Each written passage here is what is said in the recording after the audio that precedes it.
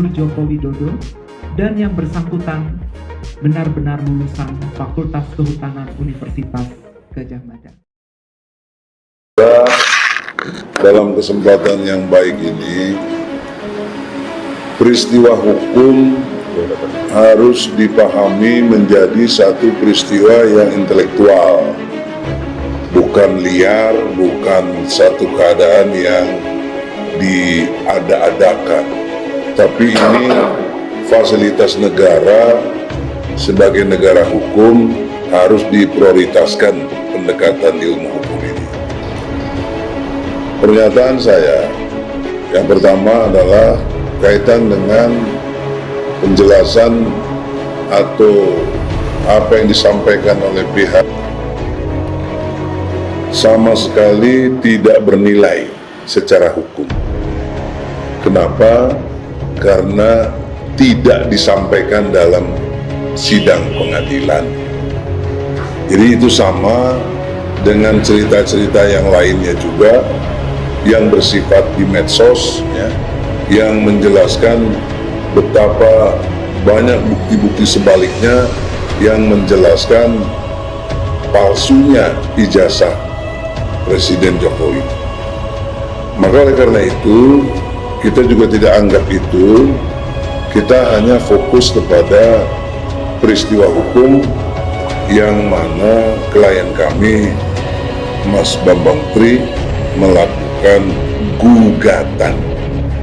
Jadi diksi yang menyatakan Bambang Tri sebagai penuduh atau dituduh melakukan satu tuduhan fitnah kepada Jokowi itu satu diksi yang keliru. Yang benar kami mendampingi karena peristiwa hukum, yaitu saudara Bambang Tri menggugat. Nah, soalan yang kedua adalah berdampak kepada sahabat kita dan juga minta bantuan hukum pada kami, saudara Gus Nur yang akan dipanggil hari Kamis. Nah, seharusnya peristiwa hukum yang sudah berjalan di pengadilan, insya Allah sidang perdananya 18 Oktober 2022 itu dianggap peristiwa perdata menurut ketentuan peraturan Mahkamah Agung nomor 1 tahun 56. Bila berhimpitan antara perdata dan pidana, maka harus didahulukan perdatanya, pidananya boleh dikesampingkan. Itu peraturan Mahkamah Agung nomor 1 tahun 56. Jadi studi kiranya pihak kepolisian dengan hormat secara ilmu hukum tidak boleh melakukan pemeriksaan kepada saudara Gus Nur.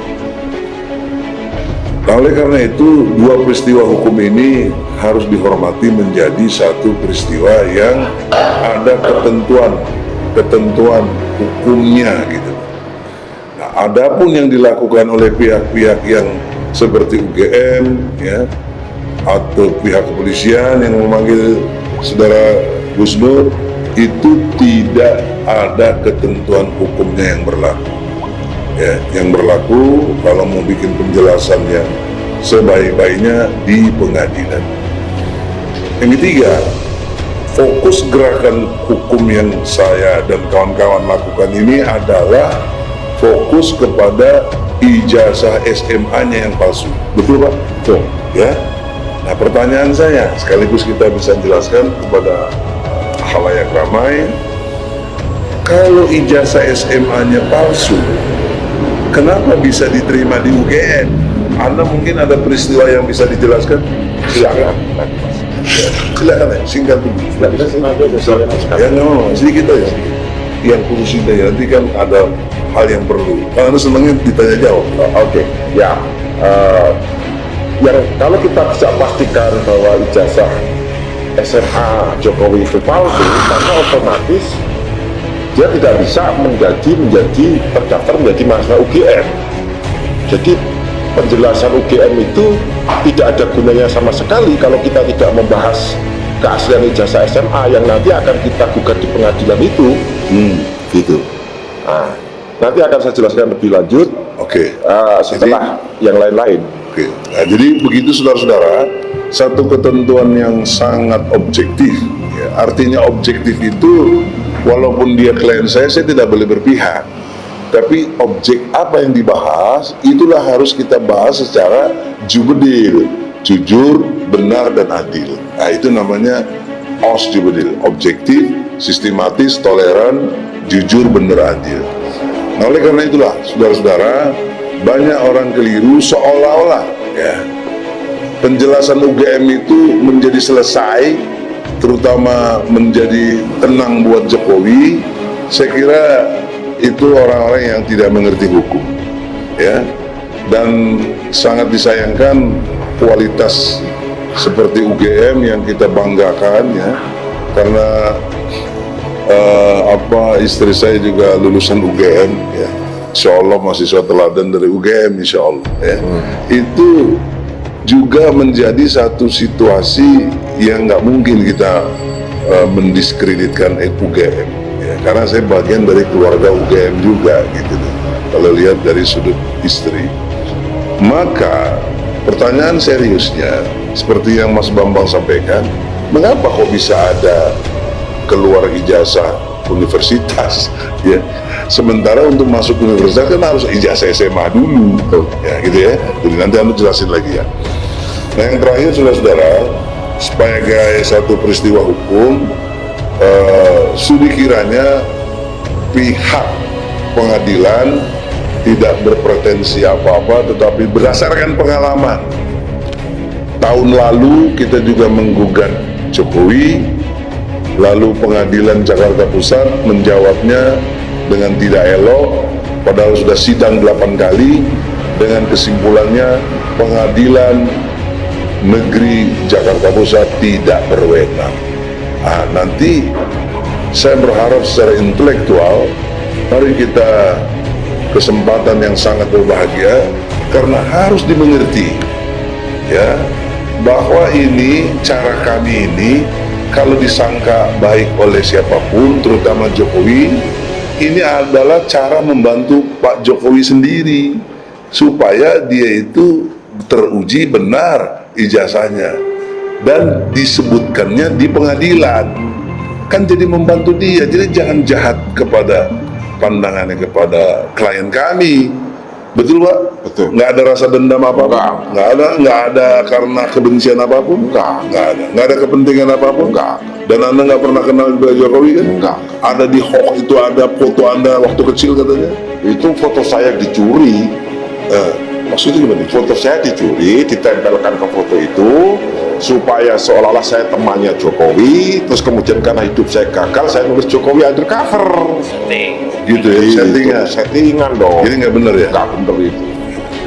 Nah, itulah saudara-saudara, tolong pihak pengadilan sekali lagi tidak bermaksud mendikte atau apapun, karena berdasarkan pengalaman janganlah tiba-tiba tidak berwenang menyatakannya. Periksa dulu semuanya sesuai dengan hak hukum yang kita miliki semua. Saya kira itu poin-poin pentingnya. Terima kasih. Assalamualaikum warahmatullahi wabarakatuh. Waalaikumsalam warahmatullahi wabarakatuh. Baik, gugatan ini memang dimensinya luas, tetapi saya sangat menyayangkan ada pihak-pihak yang tidak punya kompetensi ikut bicara. Selain pembicaraan itu tidak bernilai secara hukum, justru statement-statement yang tidak punya nilai secara hukum itu juga justru semakin menyulitkan posisi Presiden Jokowi. Bagaimana yang lalu kantor staf Presiden, tenaga ahlinya Ade Irfan Pulungan membuat statement yang prematur, mengatakan ini kebencian, nanti akan ada gugatan balik, ini akan akan ada pidana, hati-hati. Tapi ternyata belum membaca gugatan. Sama juga saudara Dini Purwono yang menyatakan ini gugatan ngeprank. Pengadilan harusnya tidak mengurusi hal-hal yang tidak penting. Saya mau tegaskan ini adalah perkara penting, karena ini perkara yang berkaitan dengan sejarah bangsa Indonesia, dan legacy ini akan diwariskan kepada anak cucu kita. Nah, dalam kasus ini ternyata muncul lagi statement-statement yang tidak otoritatif dan tidak bernilai secara hukum, tapi justru akan menambah perkara ini semakin rumit. Karena itu kami perlu meluruskan kembali, misalkan statement dari Gibran Rakabuming Raka yang belum lama juga berstatement terkait ijazah yang sedang klien kami gugat. Karena itu kami persilahkan rekan advokat Riki Pratamajaya untuk menyampaikan pandangannya. Silakan. Bismillahirrahmanirrahim. Assalamualaikum warahmatullahi wabarakatuh. Waalaikumsalam warahmatullahi wabarakatuh. Terima kasih kepada rekan-rekan semua, Prof. Egy Sujana, Bang Ahmad Ghazinuddin, dan juga klien kami Bapak Bambang Tri, dan juga para alim ulama, kiai, para ustadz, dan masyarakat seluruh Indonesia, dan para media massa yang hadir hari ini. Beberapa waktu yang lalu kita juga sudah menanggapi terkait komentar oleh KSP, baik oleh saudara Ade Irfan Pulungan dan juga ibu dari Bu Dini Purwanto terkait pernyataan-pernyataan yang yang terkesan menakut-nakutin klien kami, padahal klien kami memiliki hak di depan hukum. Dan dalam kaitan ini kami juga ingin menanggapi terkait komentar-komentar yang juga sempat dilontarkan oleh Bapak Gibran Rakabuming Raka yang terkait ijazah palsu. Dan yang pertama yang kami sampaikan, posisi klien kami ini adalah sama di depan hukum seperti presiden, seperti gubernur, seperti wali kota, masyarakat yang lain. Begitu juga klien kami, yakni Bapak Bambang Tri. Dan yang membuat kami ini tidak sependapat dan mesti mengkomentari apa yang menjadi pernyataan Pak Gibran ini adalah terkait bahasa dibantah 100 kali pun percuma kalau ngomong sama orang yang nggak waras. Ini kan sebenarnya tuduhan yang implikasinya juga sangat serius begitu loh. Ini ada pejabat publik yang menyatakan ada masyarakat, itu seolah-olah masyarakat ini tidak waras begitu. Ya berarti kalau tidak waras ya berarti ada sakit jiwa gitu ya. Ini tuduhan yang sangat serius. Dan yang paling kami sayangkan, yang menyatakan ini adalah pejabat publik, yakni anak Bapak Presiden, dan saat ini sebagai wali kota Solo. Ya harusnya Pak Gibran ini fokus ngurusi urusannya di Solo gitu loh, yang mungkin sekarang juga belum clear, bahkan masih banyak problem di Solo gitu loh. Nah, mudah-mudahan Anda tersadarkan dengan pernyataan-pernyataan kami ini agar jangan membuat komentar yang nyeleneh lagi lah. Menurut kami ini pernyataan yang nyeleneh. Kalaupun ingin membela orang tua Anda gitu ya, sesuai dengan porsinya lah begitu. Itu yang pertama. Yang kedua, kami ingin menyampaikan bahwasanya ini kan sudah gugatan. Ini sudah gugatan yang sudah dikanalisasi sesuai dengan peraturan perundang-undangan. Kanalisasi adalah gugatan perbuatan melawan hukum di PN Jakarta Pusat. Nah, seyogyanya apalagi pejabat publik itu mesti sesuai dengan kanalisasi. Lah, seperti yang saya sampaikan di poin pertama, kalaupun ingin membela orang tua Anda, mestinya sesuai dengan proporsinya. Apa proporsinya? Anda datang di Pengadilan Negeri Jakarta Pusat nantinya, yang mana sidangnya ini akan mulai hari Selasa tanggal 18 Oktober 2022 di PN Jakpus, seperti itu. Lah, tapi memang kami juga ingatkan, karena memang ada peraturannya di pasal 145 HIR itu terkait memang kalau dia itu ada garis keturunan sedara, maka tidak bisa menjadi saksi di sana. Tapi setidak-tidaknya monggo berikan bukti yang konkret kepada kami nantinya, maupun nanti waktu di persidangan atau di luar persidangan gitu, bukan malah membuat pernyataan-pernyataan yang nyeleneh seperti ini. Nah, yang ketiga, yang terakhir yang kami ingin sampaikan, agar janganlah sampai pernyataan-pernyataannya demikian ini keluar terus gitu. Karena saya lihat ini ada semacam sistemik gitu ya. Awalnya disampaikan oleh tim KSP, setelah itu disampaikan oleh bagian hukum kepresidenan, setelah itu nanti wali kota, jangan-jangan setelah itu diikuti UGM gitu. Padahal kami juga sudah sampaikan oleh Prof tadi, oleh senior saya tadi sampaikan bahwasanya gugatan perbuatan melawan hukum ini kami lebih spesifik itu terkait SMA-nya gitu. Tapi kami menjadi heran kok yang menjawab UGM. Kan gitu ya. Ini bukan para pihak, karena pihak yang kami gugat itu ada 4 pihak, tidak termasuk UGM gitu loh. Tapi tiba-tiba yang menyampaikan itu UGM gitu loh. Tapi kami melihat tadi video itu sekelas UGM gitu ya, mestinya lebih profesional lah menyampaikan. Misalkan tadi penyampaian di media itu tengah 4, kita tunggu ternyata molor gitu ya.